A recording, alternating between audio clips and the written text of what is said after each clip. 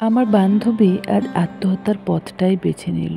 গর্ভাবস্থায় সে আত্মহত্যা করলো। তার পেটে ৩ মাসের সন্তান ছিল। সে আত্মহত্যা করলো একমাত্র তার শ্বশুরবাড়ির লোকজনদের জন্য। হ্যালো বন্ধুরা, welcome to Isha's creatives vlogs. আশা করছি সকলেই খুব ভালো আছো। আমার মনটা আজ খুব একটা ভালো নেই, কারণ কিছুক্ষণ আগে জানতে পারলাম যে আমার বান্ধবী নাকি সুইসাইড করেছে। সেদিনই ওর সাথে ফোনে কথা হলো। ও খুব খুশি ছিল, বলছিল যে আমি ৩ মাসের প্রেগনেন্ট, জানিস তো বেবিটা হলে আমি খুব খুশি হব, বেবির সাথে অনেক সময় কাটাবো। এই বান্ধবীটা আমাকে মাঝে মাঝেই ডাকতো গোল্ড মেডেলিস্ট বলে। এর পেছনেও একটা কারণ আছে, সেটা অন্য কোনো দিন তোমাদেরকে বলবো। আমার যে বান্ধবীটা ছিল ওর নাম ছিল স্নেহা। স্নেহা আর অজিত ভালোবেসে বিয়ে করেছিল, কিন্তু ওর শাশুড়ি ওকে প্রথম দিন থেকেই মেনে নেয়নি। তারপরেও ওরা ভালোভাবেই সংসার করছিল, সবসময় চেষ্টা করতো কী করে শাশুড়ির মন জুগিয়ে চলা যায়, শাশুড়ির মনের মতো হয়ে ওঠা যায়। কিন্তু প্রায় দিনই ও আমাকে ফোন করে কান্না করতো, বলতো জানিস তো এত কিছু করি তবু একটুও নাম পাই না। সব সময় আমাকে খোঁচা মেরে কথা বলে আমি গরিব বাড়ির মেয়ে বলে। যেদিন প্রেগনেন্ট হয়েছে, মানে জানতে পেরেছিল ও যে ও প্রেগনেন্ট, সেদিন নাকি ওর শাশুড়িকে এই খবরটা জানানোতে ওর শাশুড়ি ওর গায়ে হাত তুলেছিল।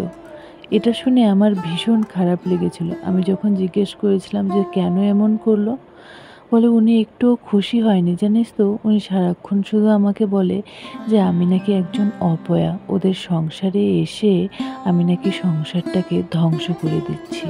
আর বিয়ে হয়ে আসার পরপরই নাকি ওর বাড়ির থেকে যত গয়না দিয়েছিল ওকে, সমস্ত গয়নাই নাকি ওর শাশুড়ি ওনার লকারে রেখে দিয়েছিল। আর ও চাইলেও নাকি ওকে কখনো সেই সমস্ত গয়না পরতে দিত না। এরপর হঠাৎ করে একদিন ও আমাকে বলেছিল যে ও প্রেগনেন্ট হওয়ার কিছুদিন পর থেকে নাকি ওর বরের মধ্যেও কিছু একটা পরিবর্তন ও লক্ষ্য করতে পারছে। ওর বর নাকি আগের মতো ওর সাথে ঠিক মতো কথা বলে না, সব সময় নাকি ওর মা যেটা বলে সেটাই করে। ওর মার কথায় নাকি ওকে একদিন গায়ে হাত তুলতেও গিয়েছিল। মেয়েটা অনেক দিন থেকেই নানান যন্ত্রণা সহ্য করছিল। হঠাৎ করেই আজ শুনি যে ও সুইসাইড করেছে, শুনে ভীষণ খারাপ লেগেছে। তারপর শুনলাম যে ও নাকি গায়ে আগুন দিয়েছে। যে মেয়েটা একটা সময় আমাকে বলতো যে জানিস তো মানুষ যে কীভাবে গায়ে আগুন দিয়ে মারা যায়, এত কষ্ট। আমি যদি একটা দেশলাই কাঠি জ্বালাই, তখনই যদি আঙুলের মাথাটায় একটু গরম লাগে, তাহলেই কতটা জ্বালা করে, কতটা যন্ত্রণা হয়।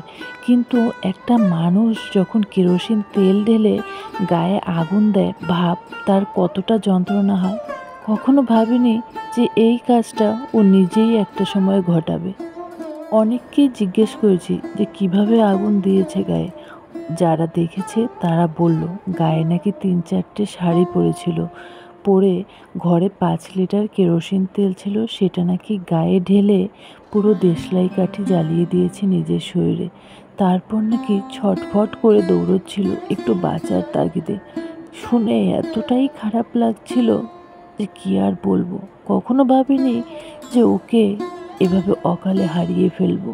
খুব ভালো একজন বান্ধবী হারালাম আজ আমি। ভাবো তো একবার, একটা মেয়ে কখন এরকম একটা কাজ করে।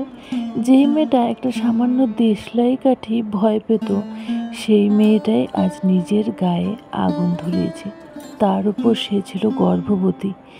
কিভাবে কতটা কষ্ট পেয়ে সে মারা গেছে ভাবতে পারছো? আর পেটের সেই বাচ্চাটা, যার কোনো দোষ ছিল না, সেই নিষ্পাপ শিশুটাও না জানি কতটা যন্ত্রণা পেয়ে কতটা ছটফট করে মারা গেছে।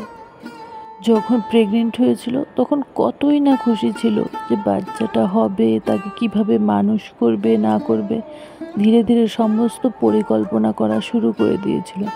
আজ তারা মা ও বাচ্চা কেউই নেই এই পৃথিবীতে, কিন্তু যারা এই দোষটা করলো তারা কিন্তু ঠিক বেঁচে আছে। তাদের মধ্যে কতটুকু কি বলবো আর অনুশোচনা বোধ আছে আমার জানা নেই। শুনলাম ও শাশুড়ি নাকি বাড়িতে নেই, বাড়ির থেকে পালিয়েছে। এখন কি হবে না হবে কিছুই বলা যাচ্ছে না। বড় নাকি বাড়িতে ছিল না তখন। আচ্ছা, একটা মেয়ে যখন বিয়ে হয়ে তার শ্বশুর বাড়িতে আসে, তখন তো সে তার চোখে নানান রকমের স্বপ্ন নিয়েই আসে তার শ্বশুর বাড়িতে, বলো। আর তার শাশুড়ির তো একটা মেয়ে হয়ে কি উনি মেয়ের যন্ত্রণা বোঝে না?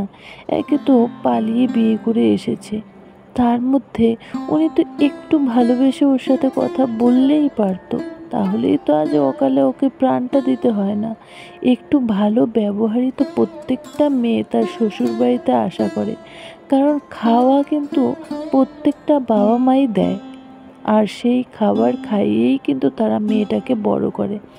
আজ শাশুড়ি বা বরের তেমন কিছুই আসে যাবে না যতটা তাদের মা আর বাবার আসে যাবে, কারণ মা আর বাবা তো ছোটোর থেকে তিলে তিলে বাচ্চাটাকে বড় করেছে, আর শাশুড়ি বা নিজের স্বামী তারা কিন্তু বড় হবার পর পেয়েছে তাকে, তাই তাদের খুব একটা আসে যাবে না।